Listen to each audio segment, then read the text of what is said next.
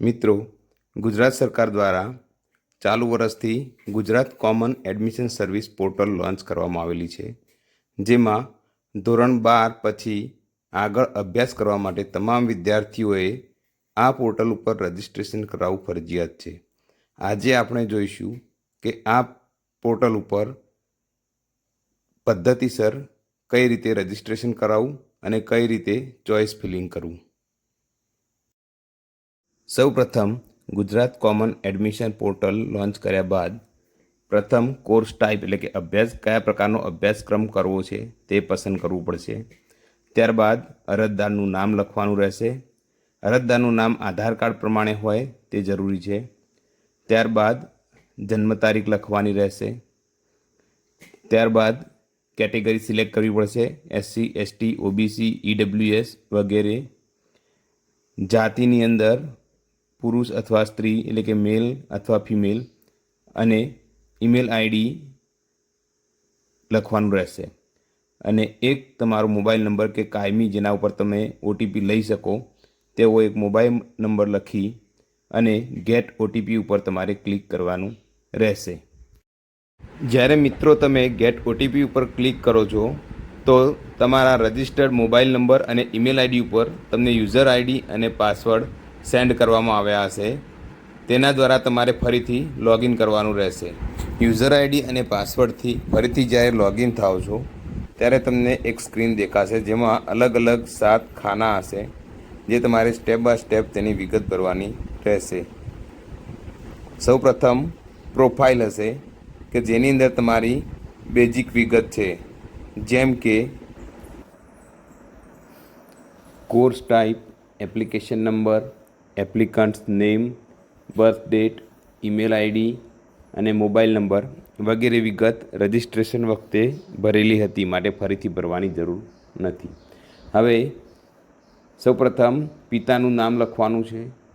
ત્યારબાદ માતાનું નામ, પિતાનો મોબાઈલ નંબર. ત્યારબાદ નંબર ઓફ સિબલિંગ એટલે કે તમારા ઘરમાં ભાઈ બહેન કેટલા છે તેની સંખ્યા લખવાની છે. Category SCBC, SC, ST, OBC જે કંઈ બી હોય સિલેક્ટ કરવાની છે. ત્યારબાદ જો લાગુ પડતું હોય તો કાસ્ટ સર્ટિફિકેટ તમારું જે તારીખે ઇસ્યુ થયું હોય તેની ઇસ્યુ ડેટ લખવાની છે અને નીચે કાસ્ટ સર્ટિફિકેટની JPG ઇમેજ અપલોડ કરવાની છે. એની બાજુમાં જે તારીખે નન ક્રિમિલિયર સર્ટિફિકેટ ઇસ્યુ કર્યું હોય તેની તારીખ લખવાની છે અને એની બાજુમાં નોન ક્રિમિલિયર સર્ટિફિકેટની JPG ઇમેજ અપલોડ કરવાની છે. નીચે જેન્ડર મેલ ફિમેલ સિલેક્ટ કરવાનું છે. જો કોઈ ડિસેબિલિટી હોય તો ડિસેબિલિટી સિલેક્ટ કરવાનું છે, ના હોય તો નન સિલેક્ટ કરી દેવાનું. નેશનાલિટી ઇન્ડિયન, લોકાલિટી રૂરલ અથવા તો અર્બન એટલે કે ગ્રામ્ય અથવા શહેરી જે કંઈ પણ લાગુ પડતું હોય એ સિલેક્ટ કરવાનું છે. ત્યારબાદ રિલિજિયન હિન્દુ, જો માઇનોરિટીમાં આવતા હોય તો માઇનોરિટી ટીક કરવાની. આધાર કાર્ડ નંબર તમારો નાખવાનો છે અને બાજુમાં સૌપ્રથમ જમણી બાજુ ઉપર ખૂણામાં તમારો પાસપોર્ટ સાઇઝનો જે ફોટો હોય એની JPG ઇમેજ અપલોડ કરવાની છે અને એની નીચે સહીનો નમૂનો એટલે કે તમારી જે સહી હોય એ સહીનો નમૂનો સ્કેન કરીને JPG ઇમેજ અપલોડ કરવાની રહેશે. ત્યારબાદ નીચે આધાર કાર્ડમાં જે પ્રમાણે તમારું નામ હોય તે પ્રમાણે નામ લખવાનું રહેશે. ABC ID અને UDIS કોડ ફરજિયાત નથી, માટે નહીં લખો તો ચાલશે. એની નીચે તમારા એડ્રેસની વિગત છે, જેમાં તમારું પરમેનન્ટ અને પ્રેઝન્ટ એડ્રેસ જે કંઈ પણ લાગુ પડતું હોય એ પ્રમાણે એડ્રેસ, સ્ટેટ, ડિસ્ટ્રિક્ટ, તાલુકો અને પિનકોડ લખવાનો રહેશે. ત્યારબાદ સેવ કરીને સબમિટ કરવાનું રહેશે. સબમિટ કરશો એટલે ઇન્ફોર્મેશન અપડેટેડ સક્સેસફુલી એવું મેસેજ આવશે, જેની ઉપર ઓકે ક્લિક કરવાથી નેક્સ્ટ વિન્ડો ખુલશે, જેમાં તમારે એડમિશન લેવા માટેની વિગત પૂછશે. સૌપ્રથમ તમે HSC કરેલું હોય એટલે કે HSC ઉપર ટીક કરવાનું રહેશે. તેનું એક્ઝામિનેશન બોર્ડ સિલેક્ટ કરવાનું રહેશે, તમે જે બોર્ડમાંથી પરીક્ષા આપી હોય તે. તમારું પાસિંગ યર, પાસિંગ મંથ, આટલી વિગત નાખશો એટલે તમારી વિગત ઓટોમેટિક અપલોડ થઈ જશે, જે તમારે તમારી માર્કશીટ પ્રમાણે વેરીફાઈ કરવાની રહેશે. વિગત તપાસ્યા બાદ નંબર ઓફ એટેમ્પ્ટ્સ એટલે કે તમે કેટલા પ્રયત્ને પરીક્ષા પાસ કરેલી, જો પ્રથમ પ્રયત્ને પાસ કરી હોય તો 1 લખવાનું રહેશે. નીચે તમારી માર્કશીટનો ફોટો એટલે કે જેપીજી ઇમેજ અપલોડ કરવાની રહેશે. બાકીની વિગત ઓટોમેટિક લઈ લેશે. ત્યારબાદ તમારા ધોરણ 10ની એટલે કે એસએસસીની ડિટેલ નાખવાની રહેશે, જેમાં તમારે એક્ઝામ બોર્ડ સિલેક્ટ કરવાનું રહેશે. એની બાજુમાં તમારી 10માની માર્કશીટનો જે ફોટો એટલે કે જેપીજી ઇમેજ અપલોડ કરવાની રહેશે. એસએસસીનું પાસિંગ યર, પાસિંગ મંથ, એનો સીટ નંબર, ઓબ્ટેન માર્ક્સ એટલે કે કેટલા માર્ક્સ મેળવ્યા છે.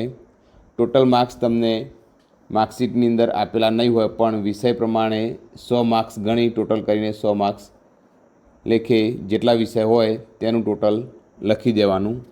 અને નીચે એટેચમેન્ટમાં સ્કૂલ લિવિંગ સર્ટિફિકેટ ઉપર ક્લિક કરશો એટલે બાજુમાં જેપીજી ઇમેજ અપલોડ કરવાનો ઓપ્શન આવશે, જેના ઉપર જેપીજી ઇમેજ અપલોડ કર્યા બાદ સેવ એન્ડ નેક્સ્ટ ઉપર ક્લિક કરશો એટલે ફરીથી સક્સેસફુલી સબમિટેડ લખાઈને આવશે. અને ત્યારબાદ ચોઇસનો ઓપ્શન આવશે એટલે કે જેમાં તમારે કોલેજ પસંદ કરવાની છે. એની અંદર સૌપ્રથમ તમે જે કોર્સમાં એડમિશન લેવા માગતા હોય તે કોર્સ પસંદ કરવાનો રહેશે. જેમ કે લિસ્ટની અંદર bachelor of arts, bachelor of business administration, bachelor of commerce, bachelor of computer application વગેરે છે. જો કોમર્સમાં એડમિશન લેવું હોય તો પહેલાં બેચલર ઓફ કોમર્સ સિલેક્ટ કરીશું.